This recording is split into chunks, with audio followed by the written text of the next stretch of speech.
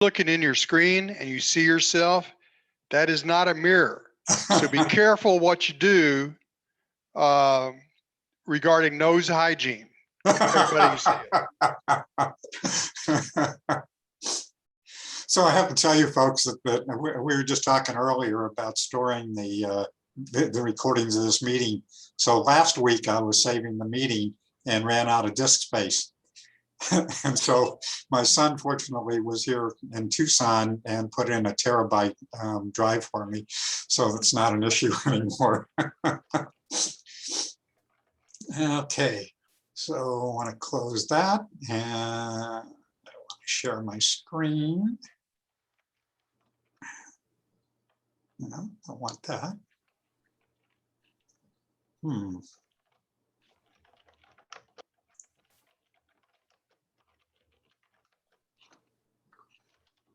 I think this is what I want.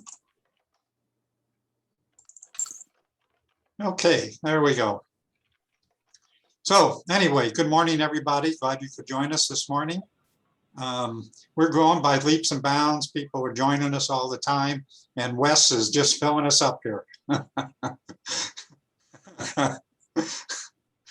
Anyway, so while I'm on this page here, I have mentioned to all of you that we have, I have been putting up a newsletter every week with things that announcements and things that are happening either here on in the feds and so forth. And so if you haven't been going to that page, I strongly encourage you to do that. We have information about things that are happening in Arizona. We have events that are coming up. There's contacts. So if you hear something that you're interested in, there's contacts there. So, and strongly encourage you to visit that, that page. Okay, so having said that, I want to go to a different page.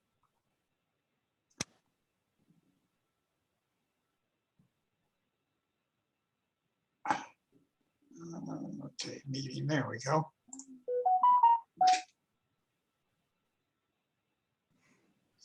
Okay, so getting on with the agenda.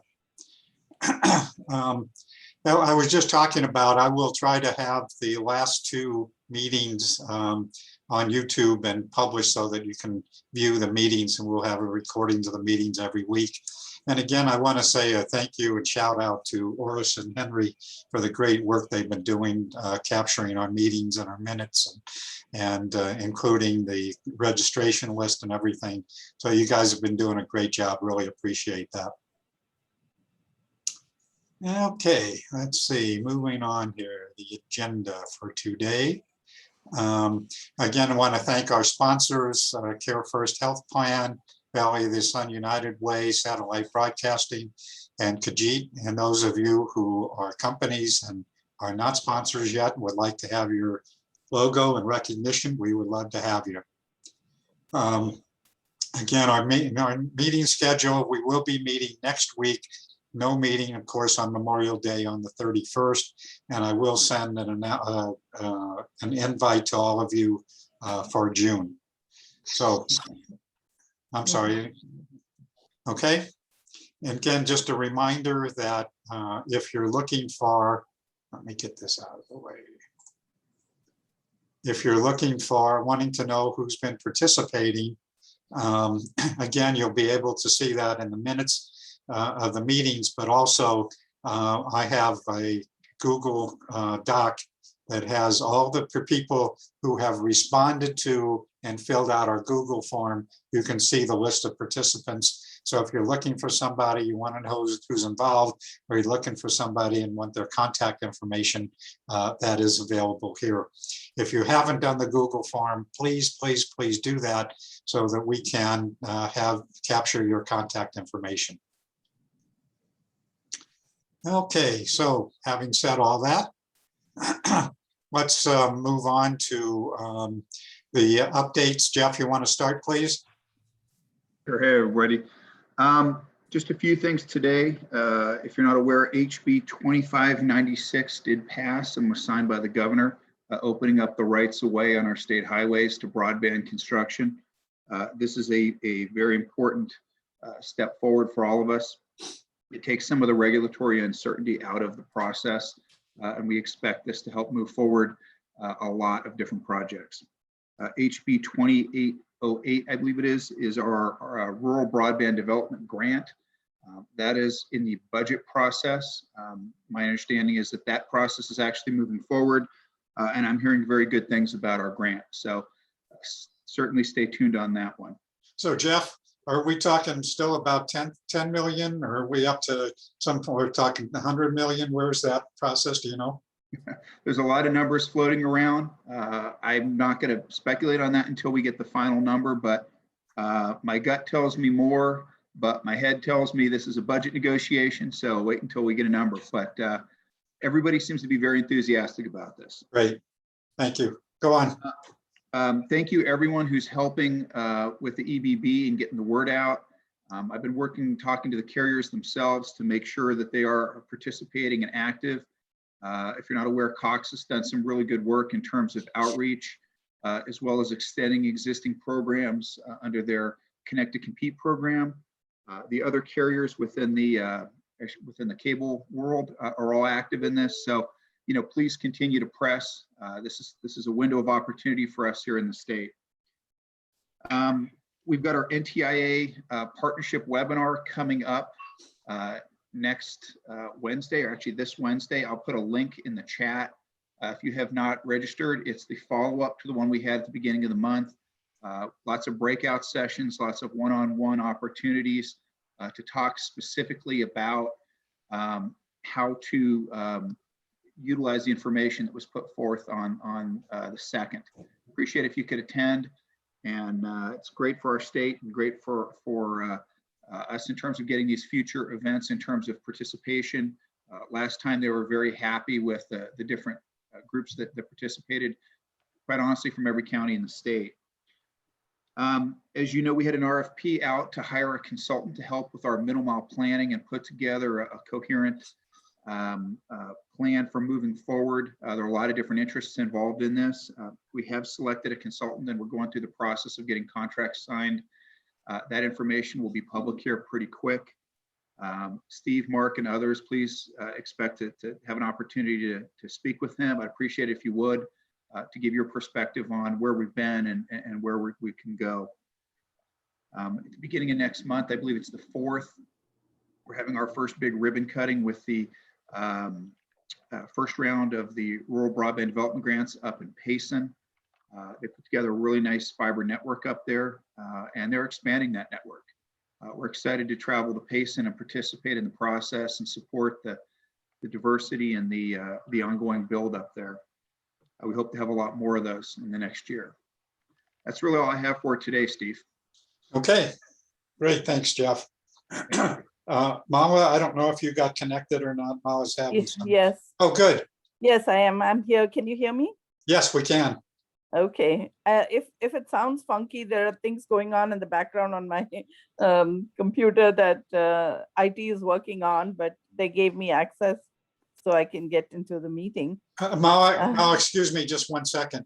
So again, on the website with the updates and announcements, if you're seeing the screen, you can see that the broadband workshops that Jeff was talking about, that information about those workshops is on that site, and the links to register and all that sort of stuff. So just wanted to remind you of that. Sorry, Mala. No problem. No problem. Yeah, I just want to say that the EBB has been the top of my list for the last week.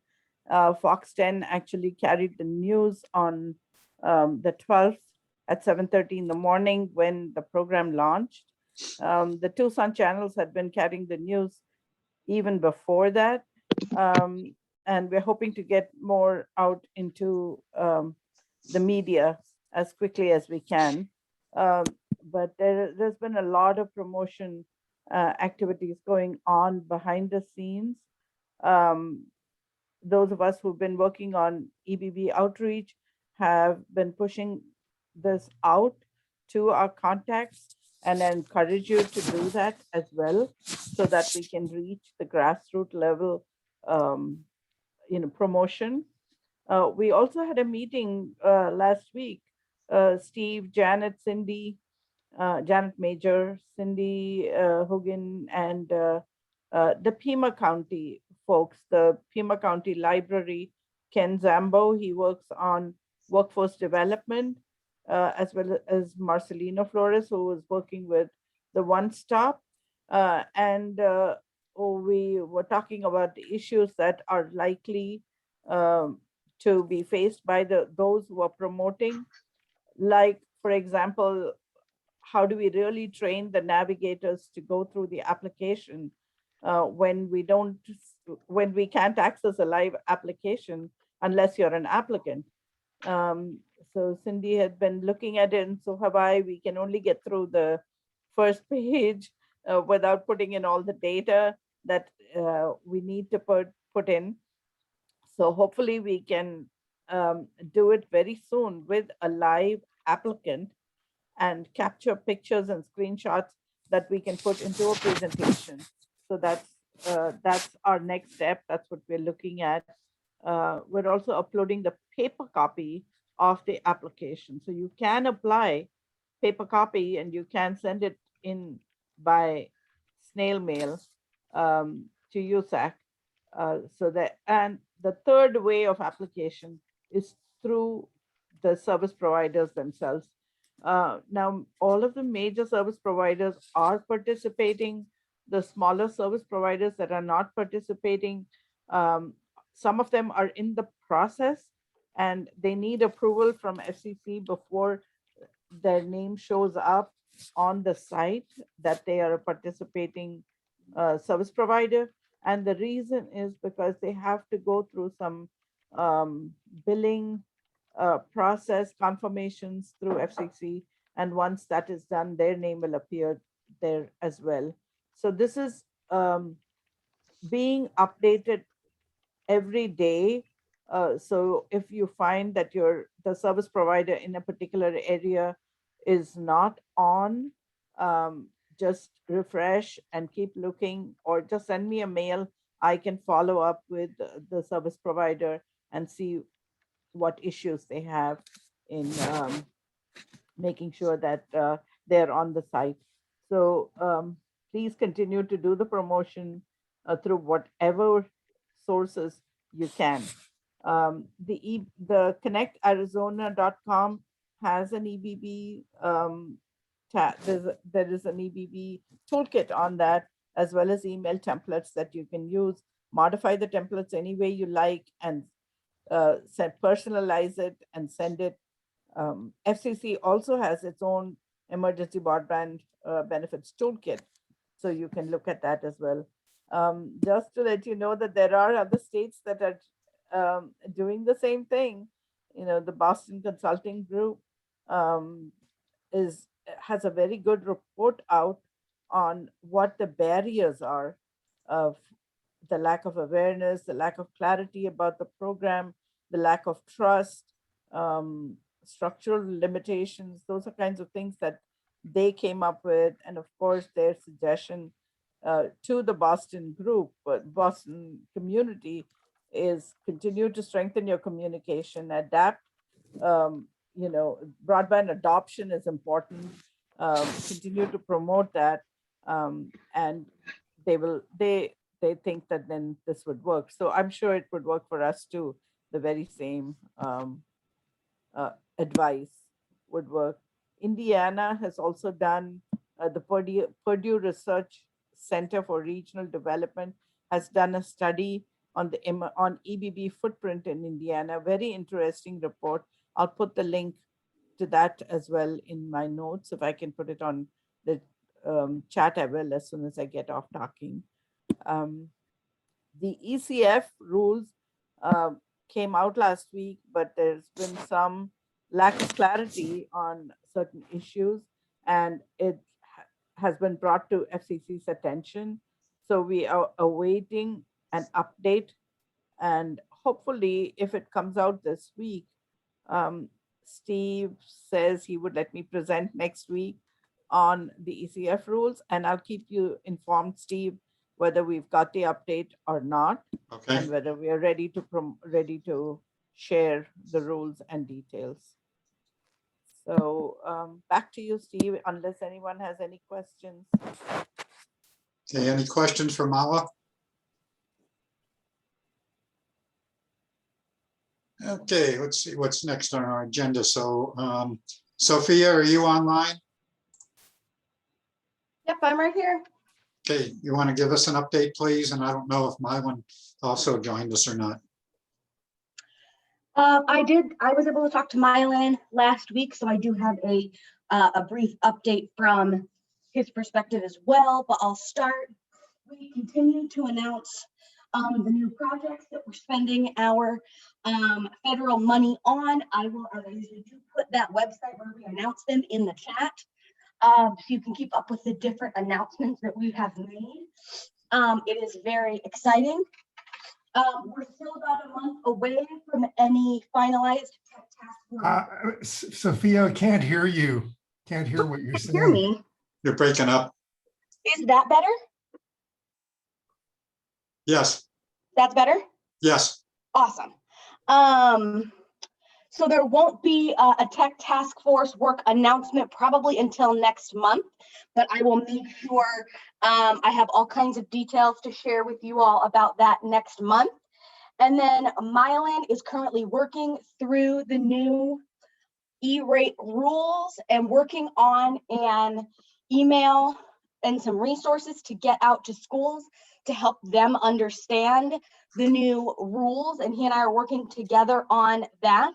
Once we are a little further along, if that's something this group is interested in, I am happy to share the resource we create.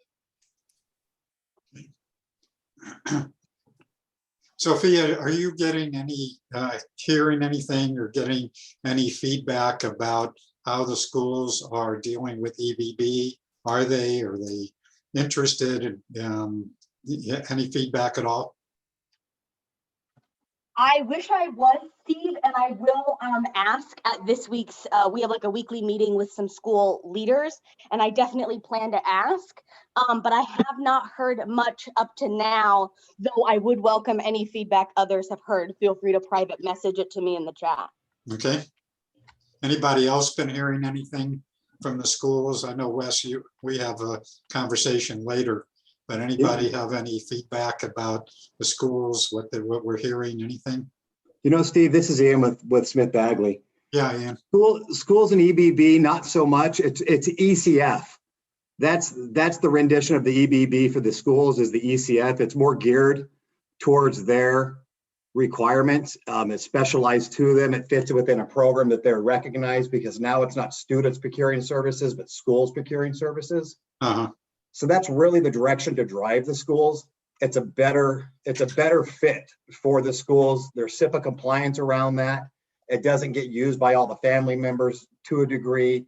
So that's a really much more carved out solution for them. And if there's EBB in the home, a school can't double dip. So you can have one or the other. You can't really do both. And there's some nuances there. But so you'll see, like she just mentioned, they're going to be educating the schools. Like Mala talked about, you got 7.1 billion in ECF. So there's a large pot of money there for that money to extend into the schools. Steve, may I jump in? Yes, absolutely, Mo. Yeah, and just to clarify that the EBB program, again, is for families and homes, and it is a temporary solution, but the ECF is, again, meant for school children and for library patrons. There is still some clarification that we are seeking about the double dipping, because the nuances about what does the school need? You know, is it just a science book or is it a science prescribed science textbook? That's the example that they were quoting. So do they need a Chromebook with certain programs, capability to access certain things, or just any computer, any phone, anything that has internet capabilities is okay? So those, so what is adequate? What does adequate access mean is what the question is about. And also the question about the needs analysis. One of the rules in the ECF talks about the school having done a needs assessment of what the kids actually need, who has access, who needs access. They really don't want to give access to those who already have on their own access at home, adequate access at home. So it's a debatable issue, and that's why we're seeking clarification. And the same with library patrons as well. While libraries don't have to do a needs analysis, they do have some documentation that the patrons have to sign to say that they really don't have any other access, and they need this hotspot or a laptop from the library in order to do what they need to do. So again, seeking clarification on all that. As soon as we know what it's going to be about, then we can promote. But until then, we have to hold our promotion to make sure that we know what we're talking about and we can answer what the patrons or the school's staff and students are asking. And so Mala also, and again, if you're seeing my screen, that again, in our newsletter, that Shelby, the Schools Health and Libraries Broadband Coalition, is having a special workshop on the E-Rate Emergency Connectivity Fund on June the 9th. So Right. again, you're all welcome. There is a charge for that. It's not all that expensive, but there is a slight charge. I think it's $99. And then it's more if you're a provider. Yeah, and Sure. Steve, there's also one from Funds for Learning that's not a charge, so I can send you that link as well. So you Okay. can just share that, because that's a free one and that's on June 2nd. Okay, thank you, Ian. Please do that. Sure will. Okay. Yes, Any, we're all waiting for clarification from FCC before the webinars. Okay, so moving on, let's see. So Janet, are you online? I didn't get a chance to look at the list. Yes, I'm here. Oh, good. So you want to do us a quickie update on telemedicine? Yes, thank you so much. I also want to begin by echoing what Mala said. You know, we've had a couple of really great meetings lately about building this navigator network, and I'd love to see everybody here help recruit navigators.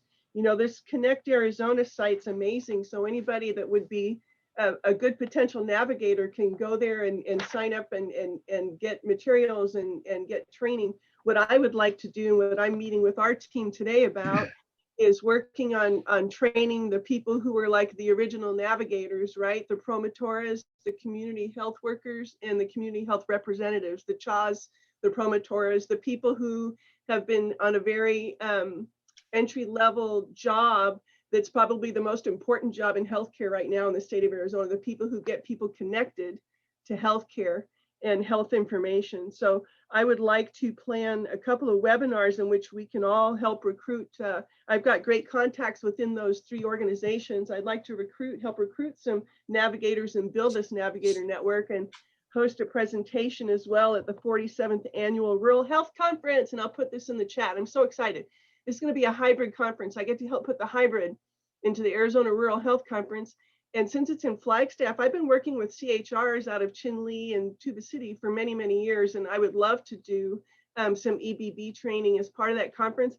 And one of the most exciting things that I think came out of the meeting last week that was mentioned as well is, you know, putting together screenshots that really show people step 1, 2, 3 how to do this. And that would be awesome to get those promotores and those CHRs up in Navajo area to help us with. If we could produce a quick video that shows exactly how to do this with those screenshots, I think that's going to be a great way to reach a lot of people who do not speak English as a first language. So I'm very excited that EBB is here and that people have done such amazing work already to help build out that rollout. And I look forward to producing some webinars, which are very good. It's interesting because we use the word webinar like for everything. We use the word Zoom for everything. It's going to be a workshop. I'd like to produce workshops that really would help people with the actual hands-on. And I know that there are other people here who would like to help do that. So I'm excited about it. And we're going to talk some more about that, Janet, when we get down to talking more about EBB and what's happening down here in Pima County and some of the meetings that you referred to. I'm sorry, so I didn't mean to interrupt. Do you have anything else? No, good, thanks. So just one last thing, Janet, you might just tell people who you are, since we do have a lot of new people. They might want to know, who you are. Thank you. Good morning. I'm Janet Major, and I'm part of the Arizona Telemedicine Program and Southwest Telehealth Resource Center team. I've been working in telemedicine for 25 years, and my job is outreach, education, and facility design. I help put the tele into telemedicine, so I've got the best job on the team. Thanks. Okay, thanks.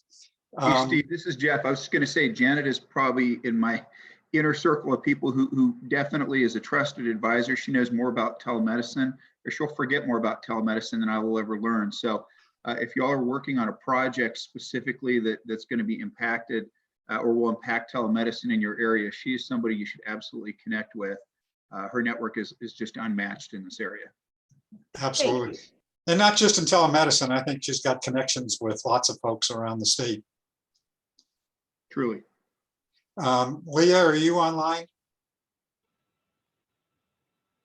Steve, she posted in the chat that she had to drop Okay. and said, good morning, have to jump to another meeting. Wanted to let you know that the ACC has sent the EBB information to our large media list, and she participated in an Azteca Tucson Spanish TV interview also. Cool.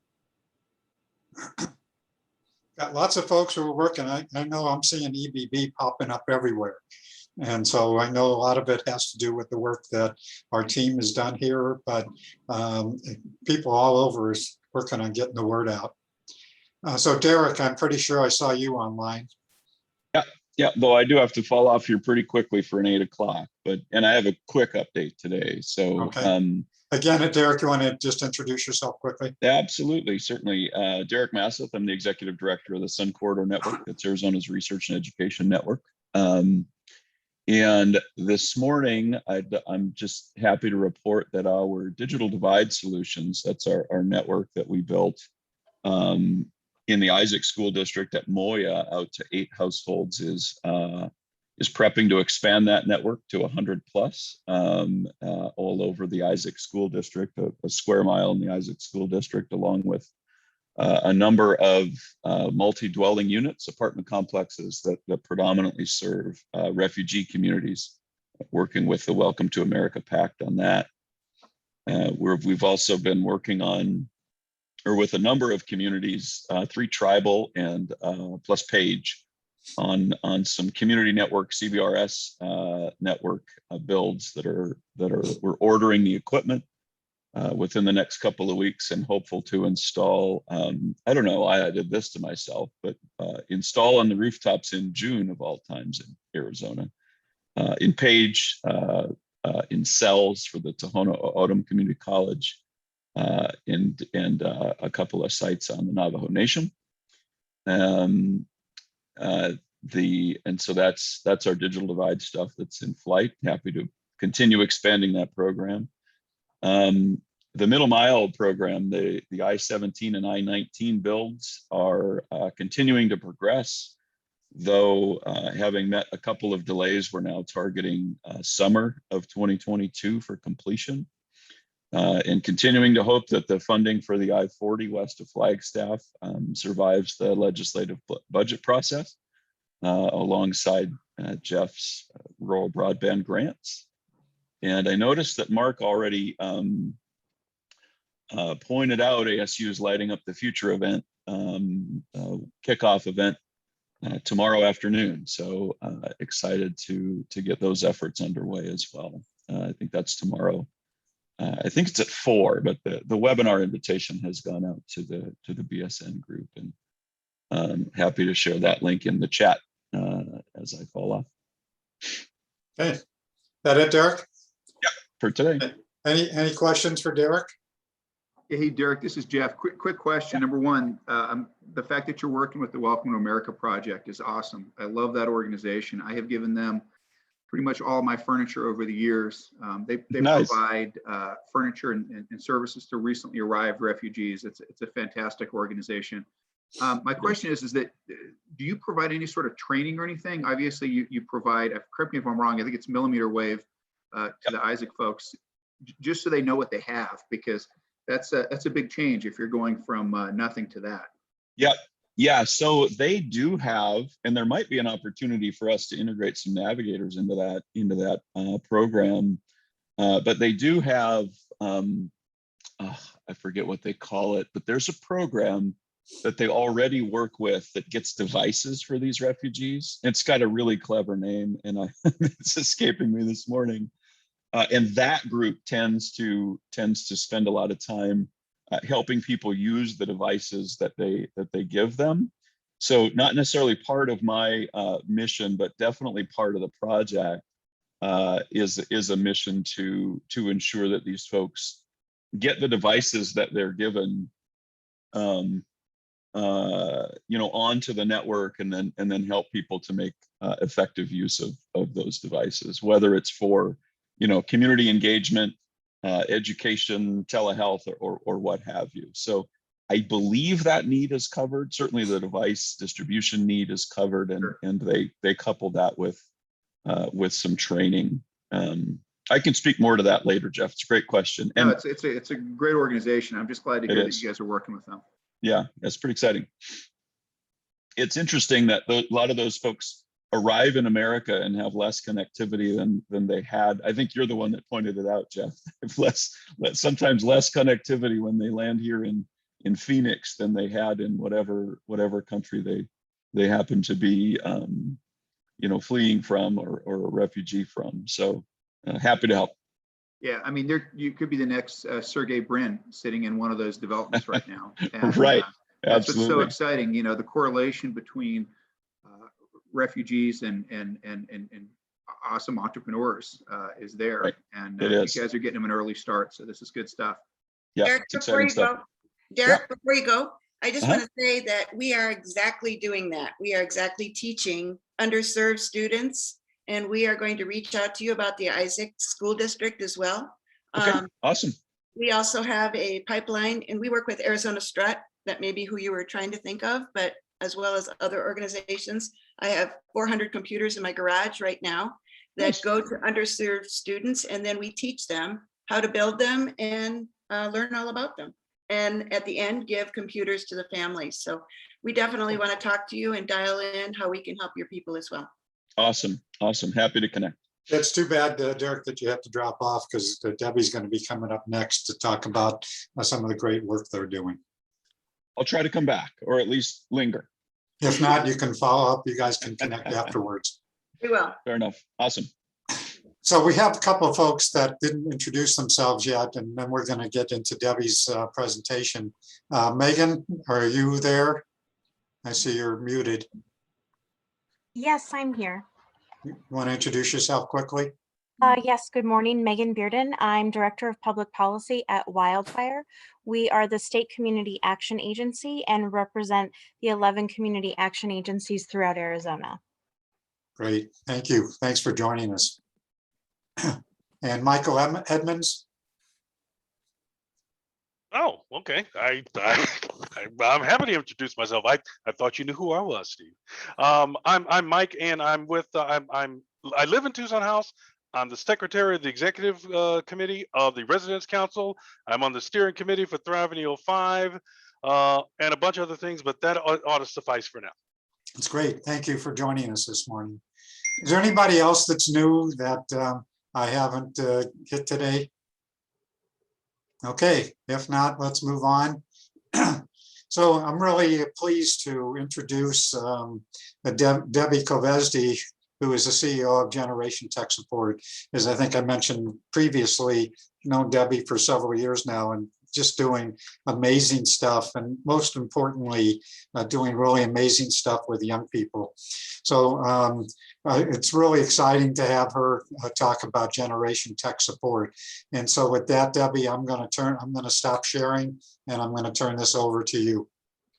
Great, thanks, Steve, very much. Also sitting here with me is my colleague and partner, Oliver Carter, the CIO of the company, and Christine Eichelkraut, who is also on this meeting as our comms director, and she's possibly going to be putting in some links here and there.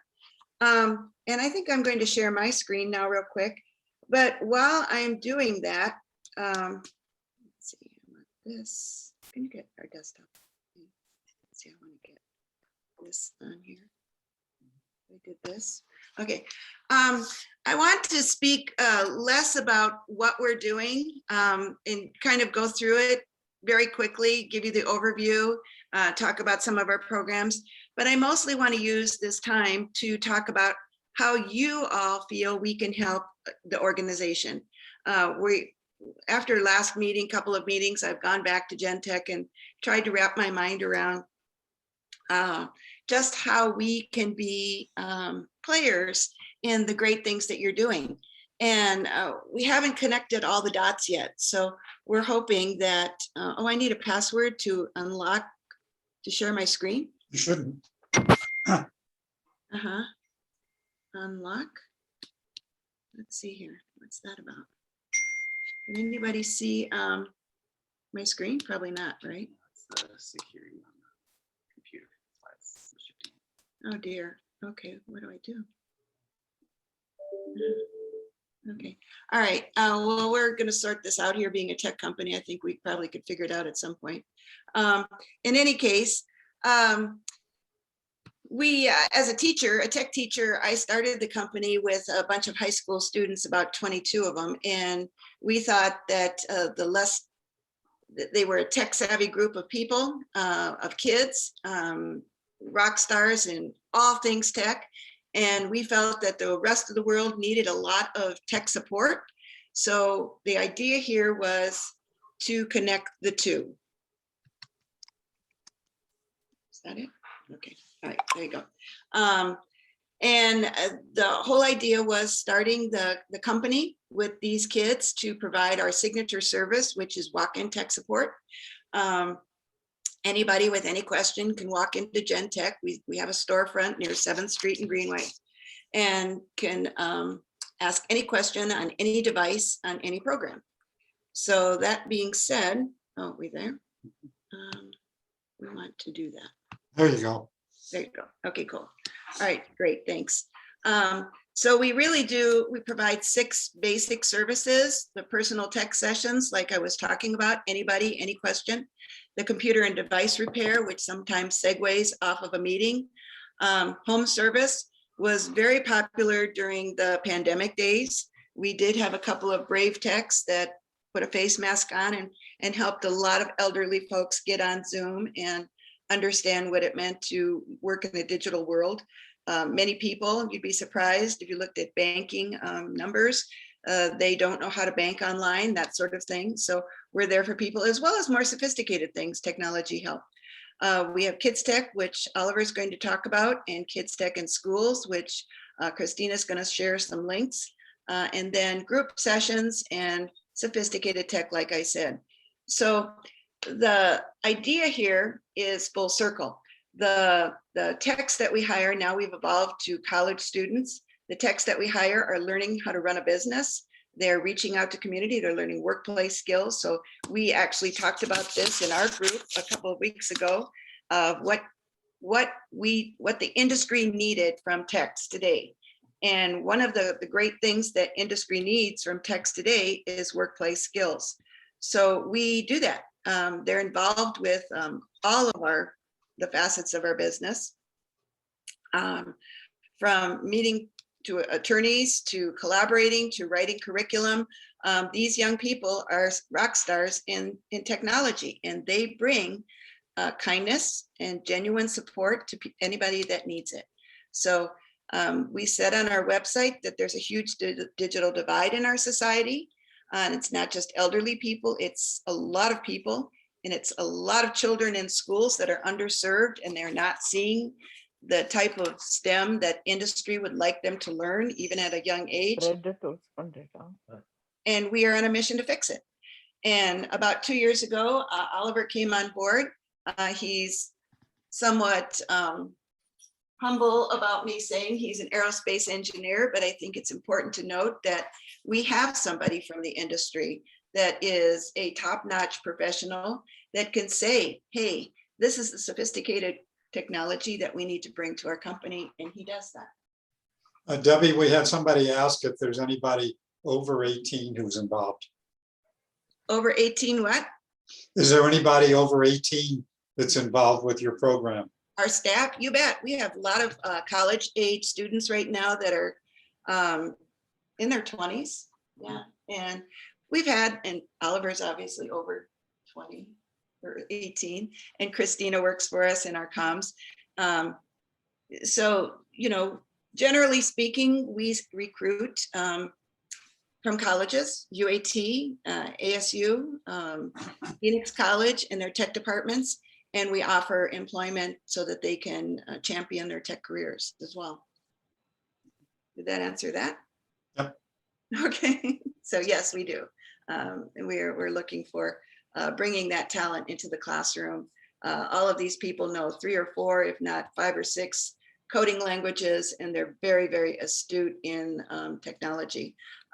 Some of the people here are in their 16, 17, but they still are rock stars. I don't know, do you want to speak to our programs a little bit? And then I want to open it up to and how we can help you guys as well.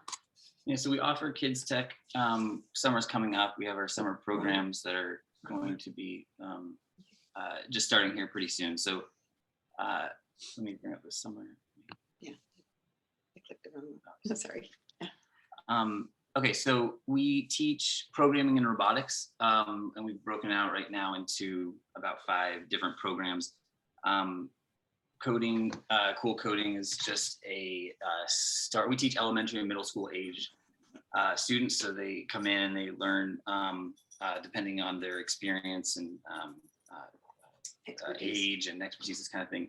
They Python, we started out with block coding, Microsoft EDU, which is a Microsoft's Minecraft EDU, which is Microsoft's implementation of Minecraft. They go in, and then Radical Robots, Mighty Microcomputers are the robotics piece of our programs. Cyber Defenders goes into a lot of cybersecurity overviews, networking. Quantum computing is really sort of just a hot topic. It's really Jupyter, because we're using IBM's quantum computing infrastructure, and they're using Jupyter, which is a framework where they're primarily going to be learning more Python. So it's really upper scale tech skills that we're looking for. It's not just code.org, which is absolutely awesome and reaches a lot of kids, but we want to bring kids to the next level. And we do this in our schools as well. And Christina, who's been awesome about reaching out to many of the school districts, we'll probably put a link in there that talks about our school programs, our STEM programs. And I mentioned a moment ago to Derek, I believe, that we do have this very, very cool thing where we teach kids how to build a computer. We call it Crazy Computer Build. And we offer this to communities as well. And this is going to segue right into collaborating with your group, because we give kids this Core 2 computer, they take it apart and all of that. And then we give the kids a computer to take home. And broadband has been an issue with a lot of the schools that we've been to. The kids get the computer and then don't really have a means to connect it. We talk to them, we give them Ethernet cords, we talk to them about, and in light of trying to give them hotspots, we're not able to do that. So being as part of this group has been kind of an eye-opener for me, that how do I connect a lot of these resources back and forth.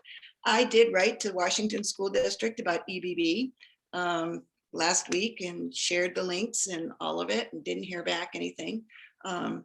We visited PV and saw their tech center, and it looks like they have some very sophisticated relationships with Verizon and that sort of thing, and a couple of other school districts. So I see the quandary of how to connect all of these resources. But I don't have the solution how to do it. So it's your group, I think, that is possibly the catalyst for helping getting through some of these things. We are a tech support company. We think the world needs tech support, and we're here to help you too as well. So I would open up the discussion with how to do that. Okay, how are you funded, and what are the service charges, that sort of practical stuff? Okay, great question. I originally started the company with a grant from Cisco, and we are now bootstrapping all of it. So our signature tech support is $30 a session. We're extremely competitive with computer and device repair. In fact, you can't touch this. It's a learning place, much like the schools for hair cutting and that sort of thing. When you come to Gen Tech, we have very, very polished techs that are there, but our prices are very, very reasonable. You know, we understand that people are not sophisticated in the world of technology. So there's a lot of scalping out there, I'll be honest with you. And we don't do that. We're really fair. We look at our margins, they're reasonable, and we provide not only the tech device repair, but the consultation on how to be a better user. You know, viruses and things like that, we show people how to avoid those kinds of scenarios in the future. So we're mostly an instructional. Let us talk to you about your technology. And for all the people that come in and say, oh, I hate technology, I'm so nervous, or they come in crying, we are on a mission to fix that. We're on a mission to make you feel better about it. You come in and you have cookies and sit down, and there's kindness and fun and all of that. So that's primarily what we're about. Our home service is a little bit more. About 90% of that is eaten up in insurance. It's $120 for the first hour of tech support at your home, which is still fairly reasonable, but a lot of that is an insurance piece. Debbie, there was a question about what OS is on the free computers that they take home. Linux, okay? It's open source, and we show the kids how to use it. They're pretty jazzed about it, actually. So it's Linux, and it comes with some Open Office, and it's Linux Mint. Browser, it's a Browser, right? easy to use Firefox. operating system. We tell kids how to, we actually in the lesson show them how to download a Chrome browser, and then that's informative for them, how to put games on their computer and that sort of thing. We actually, during our course, have the kids draw their home network, and it's hilarious. It's quite fun, understanding all of the nuances of how a network works and how to connect their own computer. So as well as binary code and a lot of other, how the internet works, how their computer works, the differences in all the operating systems. They could upgrade, right, if they wanted to, but basically the computer comes with Linux and the Open Office, right? Well, Office Libre, I guess it's called. Yeah, right. Yeah, any other questions about that? And we're doing community events too. We'd like to see families come in and build computers, you know, in community centers and that sort of thing. And then I really think that we could tie in some of the EBB stuff that you guys are doing in those presentations as time goes on. We reached out to Cindy Hogan, and I'd like to invite Mala to that conversation too as well on how we could possibly help in the library effort. And kids tech in schools as well. So we love to help you guys. We're just trying to figure out how. So Debbie, a couple of questions from me. Do your folks have experience doing videos? Yes. So part of the discussion that we're going to actually get into in a couple of minutes is the need to do some EBB training and videos, possibly. And so that might be something that your folks could help with. And then the other thing is, and you said you're going to talk with Mala, which is a great thing, and Cindy about tying in with their navigators that they're working with, and see if there's a way that you can supplement or support that. And if that means that we need to find some additional funding for you to be able to do that, we can maybe talk about that. One thing that, you know, in the years that I've known you, Debbie, that's so exciting is that you're getting students to do this kind of work, which is really exciting. Mhm. Well, and thank you, Steve. That's really, really nice of you to say that.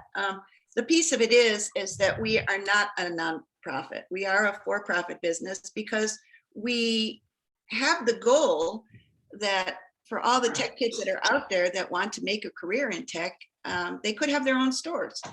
We'd love to expand Gen Tech. We'd love to be in, you know, we have people that yell at us from Ahwatukee, why don't you have a store down here, and things like that. And Tucson, we're talking to Tucson quite a bit right now. And how do you do that? How do we scale out to that? How do we scale out to that? Thanks.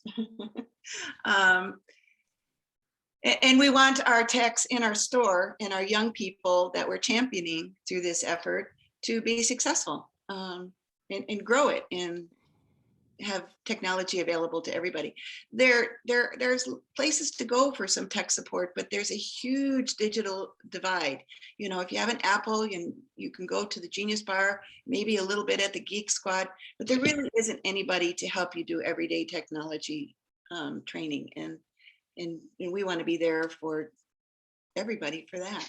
So we had a couple of questions, whether you've done anything in rural Arizona. We'd like to. We're trying to figure that out as well. Okay, well, we have a couple of people here who I think would be very interested in talking with you. Joy, if you want to put your contact information in here, again, it'll also be in our minutes, but Joy Whiting, I think, wants to talk with you about rural Arizona. And then Sharika, you had a question or a suggestion. Yeah, because her question was about how they could possibly help with the EBB. And I think one of the things that I'd be curious on how many computers your site could hold, if that could be a site that people could come and set up and have like a day where like, hey, because it's a different side of town. I think most of us are centrally located in the Phoenix and you're in North Central. So I think that would be an option of, you know, if we had like satellite places that you could go and fill it out to have access to a computer and help with the navigator there. You bet. We bring computers to schools all the time.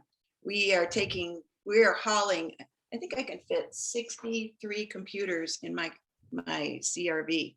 I think that's the limit that I've gotten to right now. So we're happy to bring computers, and we have trucks available and that sort of thing. So do you provide the internet when you take the computers, or? No, we do not. We don't. So that's why I was saying, if you come to your location where you're at, if that was a possibility, if you guys had a lab set up at your facility. So if you had like 3 people, 3 families or something like that, I'm not talking anything big, but some small little satellite place. We do that every Saturday anyway. Okay, we have a $50 program actually that we've marketed on Saturdays, and you can sign up right there. Was very popular last summer. We turned people away because we could only have 8 people in the store at that time. I think we could probably accommodate maybe 15. We rearranged the store and all of that. So 15 families, actually. Sometimes they bring moms and dads and brothers and friends and that sort of thing. So yes, we could do that. We have been doing it on Saturdays at 1 o'clock, isn't it? It's 1 o'clock, yeah. 1 o'clock, 1 to about 1:30 or 2. And anybody can come in, and for $50, and that's really just to pay our instructors, for $50 and get the computers ready. They can learn all about the computers, take it apart, and they look at it and talk about how it works, talk about networks, again, all that stuff. And then they take the whole computer home, the monitor, the computer, the wireless connector card, the Ethernet, however they want to do it. They take the whole system home. And they come in and pick out the monitors and the computers that they want, and we get them all cleaned up. And $50, they're going home with about a 2-hour lesson and a computer. So, you know, we could work out some numbers for all of that kind of thing. Obviously, we're not making any money on that. We're just paying our instructors and the time to get it ready. So at some point, we do need to make a little bit of money to keep the lights on, sort of thing, but we're happy to help in that regard. Even churches or halls or town centers or that kind of thing, we'd be happy to bring computers there and that sort of thing. I think that might be also an idea for that. So Mauricio, you had a comment also. Do you want to kind of talk about that? Well, this is amazing. So thank you for what you guys do. And I was just offering my assistance to possibly connecting you with relationships in rural northern Arizona. There seems to be a lot of need up in northern Arizona, and we have relationships there that we can help you make introductions, and hopefully we'll be able to provide some of the stuff that you do up in the rural areas up in northern Arizona. So Mauricio, you want to tell her quickly who you are, what you do? Yeah, my name is Mauricio, as Steve mentioned, and I am the Community Engagement Manager for Care First Health Plan. We're one of the Access Health Plans here in Arizona. And I just want to thank you for what you do. Right now, just under our own Care First membership, we have about 190,000 members right now in Central and Northern Arizona. But there's 7 other health plans that also operate here in Arizona, and they're all Medicaid eligible, so they all would fit the income guidelines for some of these services. So we'd love to connect with you. We would love to figure out how to get, we have a van, actually a bus that we could take out there and load it up with computers and do have techs that would go out and do the workshop on how to use the computers and that sort of thing. We just have to figure out how to pay for a little bit of that. Yeah, we'll figure it out. Awesome. Thank you. Okay, so we had a couple of other quick comments. Joy, you want to introduce yourself quickly and what you were interested in? Yeah, my name is Joy Whiting, and I'm the Apache County School Superintendent. And I think there's a really big need, particularly in the schools in rural Arizona and Apache County, to get more of these STEM projects going in the schools. So I would love to hear more about what you do. I'm not sure about the logistics of getting your equipment and your students and employees, the distance, but hopefully being able to figure out something. Right. I think that would be in keeping the broadband movement going and closing the gap that you talked about. Right. We would even take refurbished computers up to them to work with. I think that maybe an online option might be, but then again, we're talking about access. Lots of options there to do. Lots of options. We'd love to discuss them. And that was a question about we have so many ideas. That was another question about you provide new or refurbished, and I think they're you're working. refurbished computers, you bet. And we like to tell the kids that they come from, and because it's true, actually, they come from aerospace and military industries where engineers have used these computers before you. And it's, some from PayPal, some from Boeing and McDonnell Douglas and Honeywell. And so when kids are sitting at these computers, we often say to them things like, there was an engineer that possibly designed a missile that could possibly be satelliting or circling the moon or something like that. So what are you going to do with this computer? So it kind of engages them as the history of that computer as well. So, and also we talk a little bit about WALL-E and how we're all saving the planet together by using a computer that may have been worked on by somebody else. Okay, we need to move on. Okay. Debbie, thank you. You guys are awesome. Thank you. Steve, can I jump in real quick? Yeah, sure. I'm interested in the fact that they're interested in coming to Tucson, so I would like to have conversations with them later about that. Who was that? It's Mike Edmonds, Tucson House. Yeah, we'll definitely get you connected, Debbie, with some of the things happening down here in Tucson. And thank you, Steve. Thanks for the opportunity to present to you guys. We worked a little bit with Tracy and obviously you, Steve, and a couple of other great people on this committee. And I feel very honored about it. And I think those that do know us, that we really are here and we really are on a mission to close that digital divide. We really. Well, again, I think that the amazing stuff you're doing with young people and actually giving them responsibility and supporting them and encouraging them, I think is really awesome. Thank you. So Debbie, just quickly, do you want to just tell people, so you started out with, it was Gen Yes at one point, they changed their name, I think. Do you want to just take 2 minutes to talk about that? Gen Yes is still around. It's an international organization that was started by Dennis Harper in Washington, Seattle. And he said that kids know a lot about technology and they really should help teachers, mentor to teachers. So it was pretty much a school thing where you made kids tech ambassadors of their schools. We just took that idea and put it on steroids and started to become innovators and started to usurp some international attention. So we took our Gen Yes program, and people actually from all over the world came to see our program. And HP took notice, Cisco took notice. A lot people from Australia, Singapore, and London came to visit us, in California and New York. And so the program, mostly because I gave my kids a lot of autonomy when I was teaching, and they really built a rock star program. We were doing lots of very creative things in STEM education.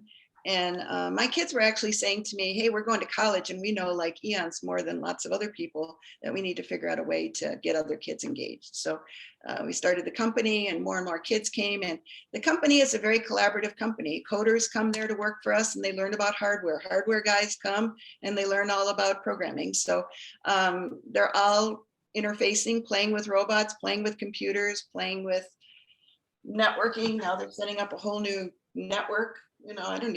I kind of just stand back. Truly, the guys at the company, we have about 25 techs that work there in schools and in the store. It is just a huge place for collaboration. The moment they walk in the door, it's all about this. And it's a remarkable experience for the people that work there. Well, Debbie, thank you again. Thank you. I think we probably need to figure out how to continue this discussion about how we can interface. And I'm guessing that you're going to hear from a number of folks who are on this call today about wanting to find ways to collaborate with you. And that's why Christina's here. She's going to organize it all. Sounds great. Well, thank you guys. Great Thank you so presentation. much. Great Thank you very program. much for the opportunity. You betcha. So a couple of quick things. So Tracy, I think you mentioned that you were working some with the faith community, and Linda Leatherman, who is also on this call with Pima County, has a lot of connections and is working a lot with the faith community. So you guys might want to connect about that. Okay. Yes, absolutely. So let's take the last few minutes of this meeting to kind of do some quick updates on what's happening with EBB. So Tracy, do you have anything that you want to share? Yeah, I just want to share that, first of all, there are phenomenal people who are on this in AZBSN who have been doing incredible work. When we discover all that we can do together, it's amazing the amount of movement that can happen. I think we've also had to recognize that the EBB program isn't perfect. Like it's not perfect, and we can't wait around for it to get perfect. We just have to make progress and then solve problems as fast as we can solve them as we go. And I think that's happening. So I think a lot of what Mala shared and Cindy shared is about that. Cindy, did you want to add to that? Yeah, I think it's time to get granular here. Because okay. I spent the weekend trying to negotiate what is going to be expected and what's going to happen, trying to get people signed up. And it is appearing to, so I do have an appointment, I believe, tomorrow to try and walk through the USAC website, the verifier process. But it appears to me that live sign-in is going to be really difficult. The only thing we could probably do in a live event is get verification started. It's a two-part process because they have to take their verification to the provider. So the providers, and every provider website is different, naturally. I always come at things as someone who's in the trenches, the person who I try to feel what they're feeling. it's very complicated. There are, of course, there's small print. There are a lot of terms that that people who aren't familiar with this landscape are not going to be familiar with. On the Cox website, it says that the disclaimer is that it takes 5 days. If you go through their eligibility process, it's going to take them 5 days to confirm the eligibility. So and then when you go to sign up for things, I'm seeing language like the plans that they're showing talk about yearly contract with early termination fees. So you have someone who's not familiar with computers looking at all this language and trying to suss out what it is. There's a lot, of course, what would help is having navigators, but we can train navigators on certain things, but if they're needing help actually signing up, they'll have to either talk to the provider, there may be trust issues, or someone will have to navigate with them via phone, Zoom. Then I've also, I've checked providers against the national list of the FCC, and people are on the list. You go to their website, there's nothing on the website about EBB. We're talking about trying to start to do a prototype in Ajo, and they do have a provider out there. It sounds like the school is interested in working with them. There's nothing currently on their website to figure out how we're going to do that. I know it's early in the process. I feel the enthusiasm for navigators. I just don't quite know where to begin training or figuring out what we're actually going to be asking them to do or what they're going to be able to do. So we've done a great job getting the outreach to happen. This part is going to be a little more difficult, I think. So it's a big idea right now. We need to get so we're understanding how we can really help people get signed up. If it were me, I was overwhelmed yesterday, and I'm an able-bodied adult and I was ready to tear my hair out. Yeah, that's what's in front of us. So Tracy, as I mentioned to you, we want to talk later this morning or this afternoon about the meetings we've had down here in Tucson, and particularly about the issue of the navigator training and a couple of ideas that we've been thinking about, particularly doing some live Q&A kinds of sessions where people who are potential navigators can actually go online, not just a webinar, but can actually interact and so forth. So we haven't resolved that yet, but I think that's kind of some of the interest that people have. And Marcelino, are you still online? Yes, Steve. Good morning. Yeah, good morning. So thanks to Marcelino, he's really been driving a major EBB campaign down here in Tucson and has brought together folks from the libraries and Pima County and lots of other people. And so Marcelino, do you want to just take a couple minutes to talk about, what you've been doing down here? I know we've only got a couple minutes left on the meeting, but just quickly to give people an update, because I think you've done a great job. Thank you, Steve. Good morning, everyone. Happy Monday. So one of the things that we've done is we've gotten the toolkit to our frontline staff. And so, we have, we operate the one-stop centers. The one-stops offer social services and workforce development for our community down here in Pima County. So there's a couple of comprehensive sites and numerous affiliate sites. So we got this to our frontline staff, and we're kind of asking them to keep tabs of the experiences that they've gotten, any inquiries, and the like.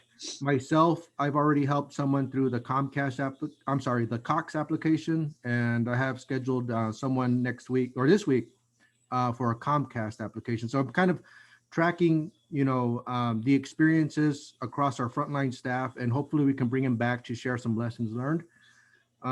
We've also last week we started putting on social media, a webpage, newsletters and the like information out there. And we brought together a group of the social media folks. Now, no one group particularly works with internet connection, but they all provide services to the community. For example, you know, the rental assistance or the faith-based community. So what we did is we brought the group of social media folks, and we're asking them to look at this as a campaign. And weekly, we're going to be offering a message just around EBB. So hopefully in time, this week, I think we're just going to emphasize the importance of persevering through the application, just because we don't know exactly what else. But looking forward to like having a message next week about the documents that you'll need. Looking further out, you know, you're familiar with EBB. Now, what about Lifeline? You know, what about resources for computers? You know, so we want to expand the messaging, continually, you know, provide the messaging, and we've gotten our social media folks to think about how to tailor it to their audience. So that's I think that's about it. I mean, we're going to be, you know, meeting, trying to go towards the target of finding out, you know, how many people actually sign up. I think there's still some questions about that. I mean, I would love to see the analytics for the Arizona Connects or Connect Arizona website, the FCC website. You know, where are these analytics so that we can know and show that we're progressing here. So I think that's just real quickly, Steve, what we're working towards. Okay. Well, again, Marcelino, I think you've done a great job in pulling people together down here in Pima County, and it's exciting to see what people are working on here. So a lot of exciting stuff happening. People are working hard.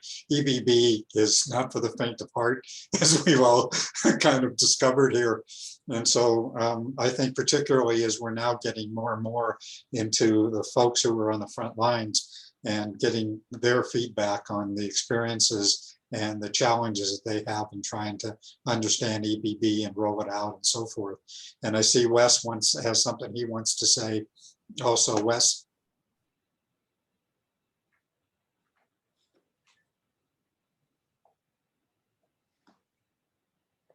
Thank you, Steve. I was just going to add my 2 cents worth about what Cindy was talking about. It has to get granular. It's time. And this is why I felt such a sense of urgency, because I knew when we started off down this proof of concept path, all the bad stuff you could think about and stuff you hadn't even thought about would happen. So I welcome, unfortunately for Cindy, I welcome the difficulties we encounter in a place like Ajo, because one, it fits a lot of the criteria. And it's a typical rural situation where the internet service provider there is new, wants to create something special, like new people often do. And he's working with Bob Dooley, a very entrepreneurial superintendent. So I think the pieces are all there.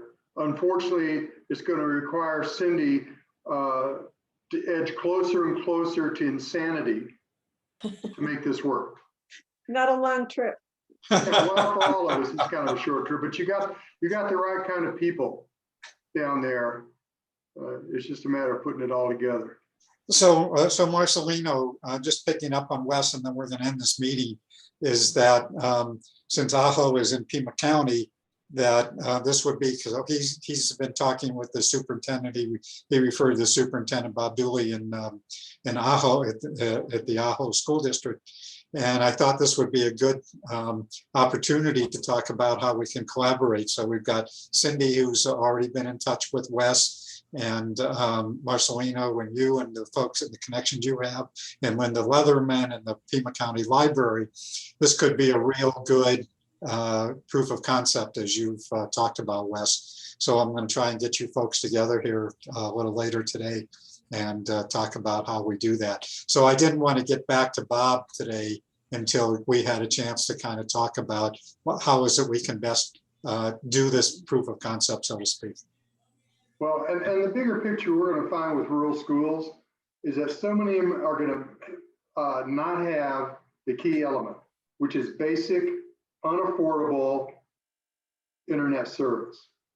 But you got finding someone who has that combination of need and service availability also is going to be a challenge. And we're at the end of the year.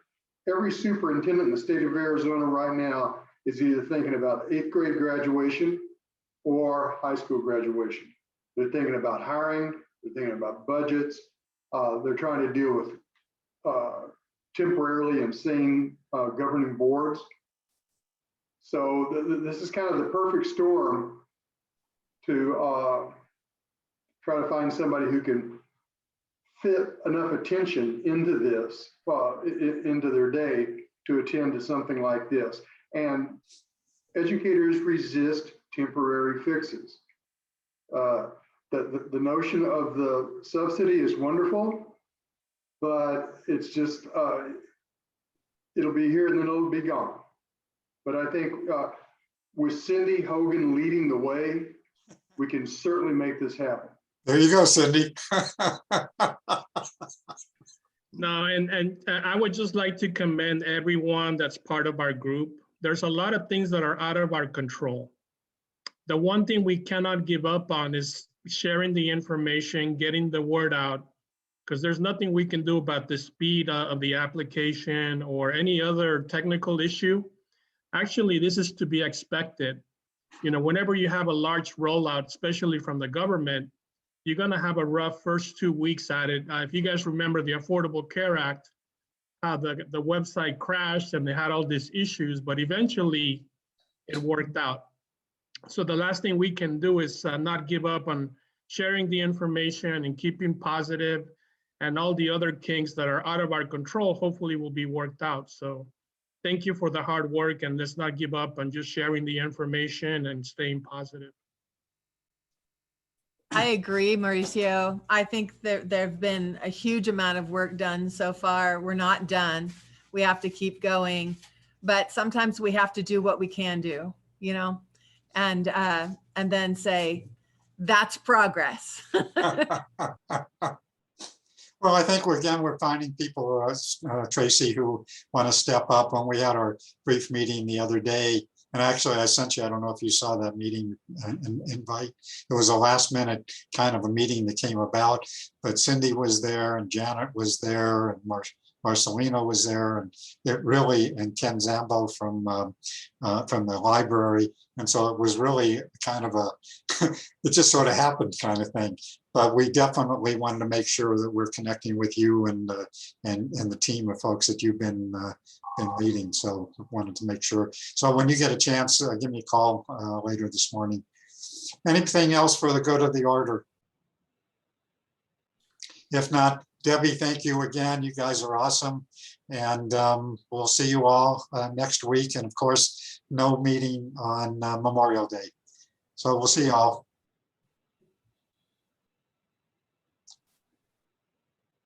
Cheers, everyone.